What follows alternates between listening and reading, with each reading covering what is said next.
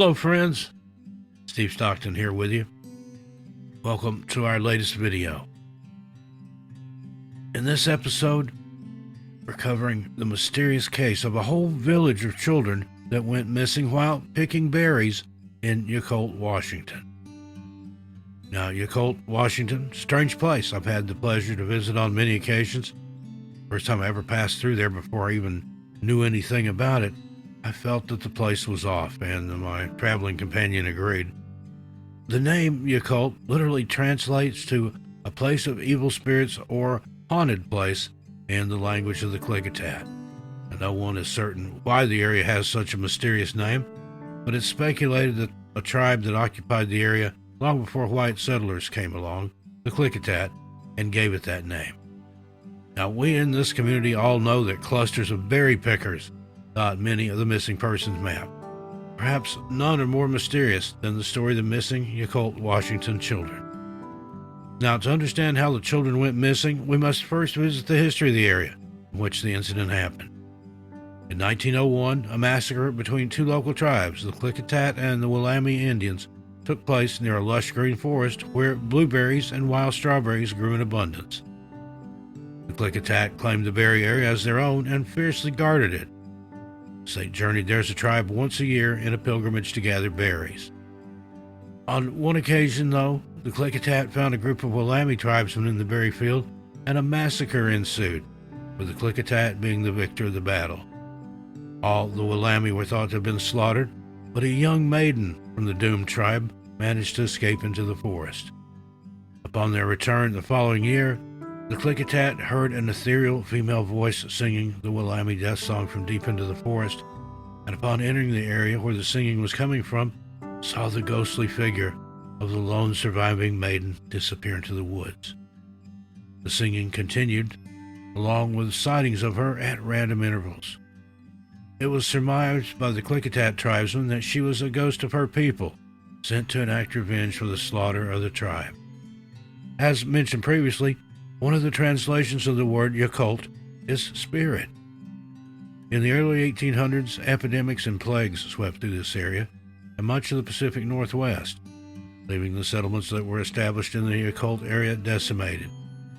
In some villages, they lost up to 90% of their people from diseases like the Black Plague, influenza, smallpox, and cholera. Losing that many people at once caused the remaining villagers to move away from their homes, seeking others to form larger establishments. There were so many deceased relatives and neighbors, the natives were unable to bury them all and had to leave the bodies out, exposed to the animals and elements. Over time, the homes they built would fall into disrepair, being reclaimed by the elements, much like the bodies. The area would soon be barren and perfect for a new village to claim and build on. And that's exactly what would happen in this case. The first Anglo settlers to move into Yacolt were Andrew Joseph and Charlotte Eaton.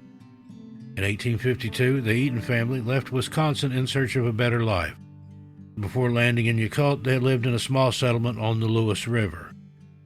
In 1873, a flood destroyed that home. Having lost everything, the family moved west, where they eventually ended up in Yacolt. They lived in the area, being the only homestead until 1887. The next family to move into the area was the Garner family.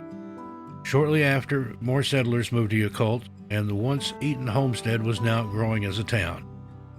The new settlers, Edgar Rotche, and the Landon, Barger, and McCutcheon families helped grow the town's population to 50 by the turn of the century. Rotche started to keep a diary of the happenings in the town and of its residents. It's recorded that at least 3 of the residents had some type of mental issues.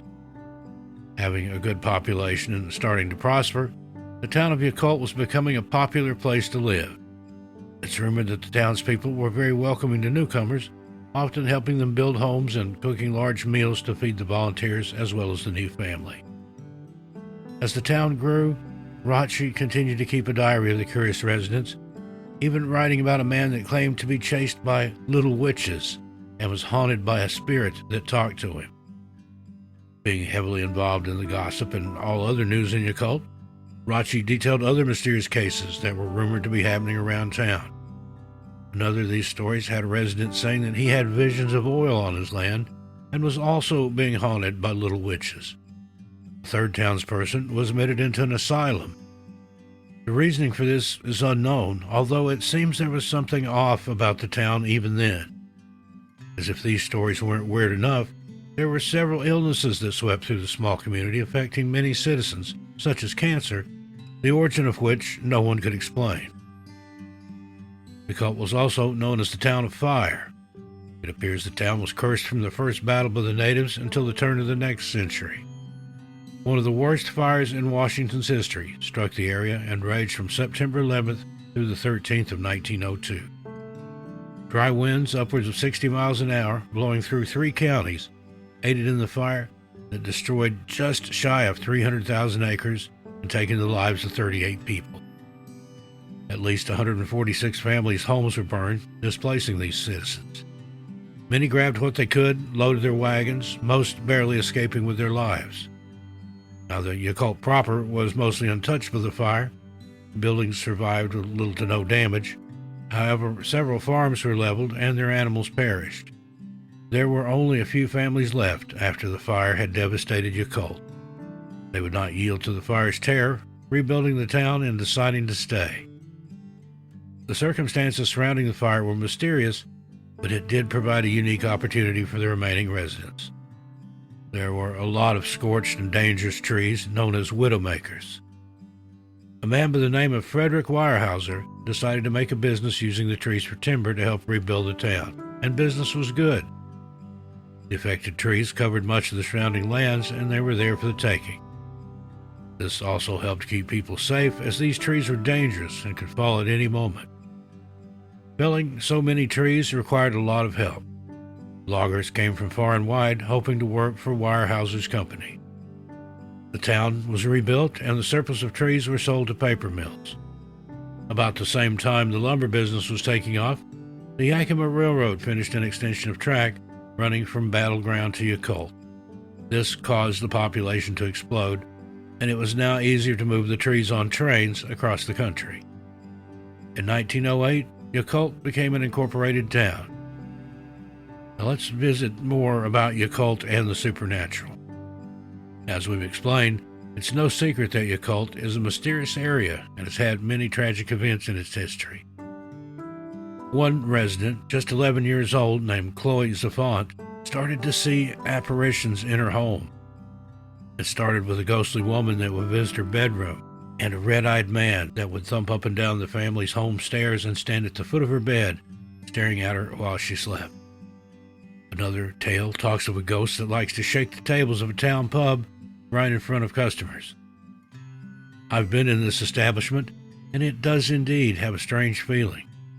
In fact, the owner at the time told me that she often heard children laughing and running up and down the stairs at night when there was no one in the restaurant downstairs. I talked to another lady who claims that on her way home from school as a child, she would often be chased by Native American braves that were only about 3 feet tall in an empty field behind her house. Now, these stories pale in comparison to the children that went missing while picking berries in the forest. So what happened to these children, and where did they go? On a misty, rainy day, as many are here in the Northwest Territory, the Klickitat tribe sent their children out to pick berries. They often used these berries to barter with other tribes for items they needed or wanted. As the children picked up their baskets and said their goodbyes, the adults would have no way of knowing this would be the last time they saw their children. Off into the forest the kids went, singing songs and talking amongst themselves. They needed to get back before dark, and the berry patch was a couple miles away. The rain made for a miserable walk, and there was no time to play as they usually like to do. Reaching the berry patch, they focused on filling their baskets, when in the distance there was a woman singing a song, the woman from the legend. The children all simultaneously dropped their baskets, full of the wonderful juicy berries, and walked towards the singing. One by one, they disappeared into the forest. Hours passed, and the elders of the tribe began to worry. The children never took this long, and especially on a dreary day like this. Some of the native younger men formed a group and started toward the berry patch in search of the children. Upon reaching the berry patch, the mystery deepened. They looked all around and called out for the children by name, but received no answer. The forest was eerily silent. The men decided to split up into two groups. One would stay in search, and one would return to the settlement to tell the elders of the trouble. They also needed to tell their medicine man. These medicine men were often used to find lost members or track the missing. Well, while the others were gone, the first group continued to search. One of the men heard a faint crying sound coming from the trees in the distance. As the men cautiously approached, they could tell it was a child sobbing. In fact, they seemed to recognize the voice of a boy from the village. The boy's father was fetched, and he was able to lure the child from the trees. The child was found to be in shock. They rushed him back to the settlement and for days tried to get him to tell what had happened and where the other children were. But all the boy would say was, "They left me for the singing woman." The tribe members at this point knew the children were most likely lost to a churro. She's a type of spirit in the forest that likes to sing to lure unsuspecting souls, where she sucks their life force or kills them. She can shapeshift and latches onto trees, which she can become one with. She is said to be the spirit of a woman that had died during childbirth. Blaming men for her plight, she targets them or the children, as the men are strong and the children youthful.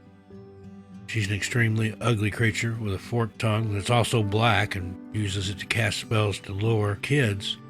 She also has a pot belly and claws for hands. However, she can make herself beautiful through shapeshifting. This is how she lures people in. Children she usually lures by singing.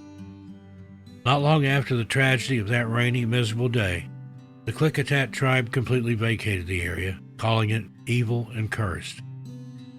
Every settlement that came to the land thereafter was doomed to suffering. Each turn of a century saw the town people go missing, but unlike the group of children, they would just disappear one at a time.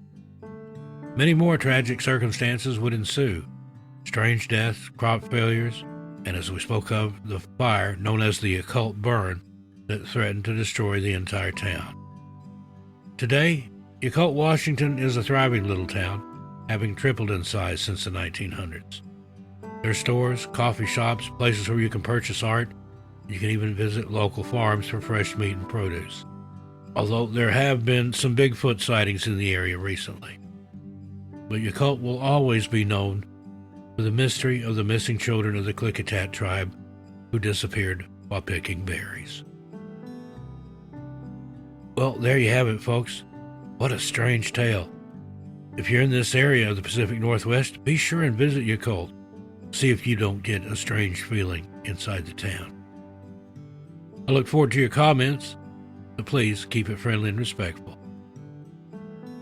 In the meanwhile, be good to yourselves and each other, and I'll see you just a little farther on down the trail. I'm Steve Stockton, and I'll talk to you next time. Tell your animals Steve says hi.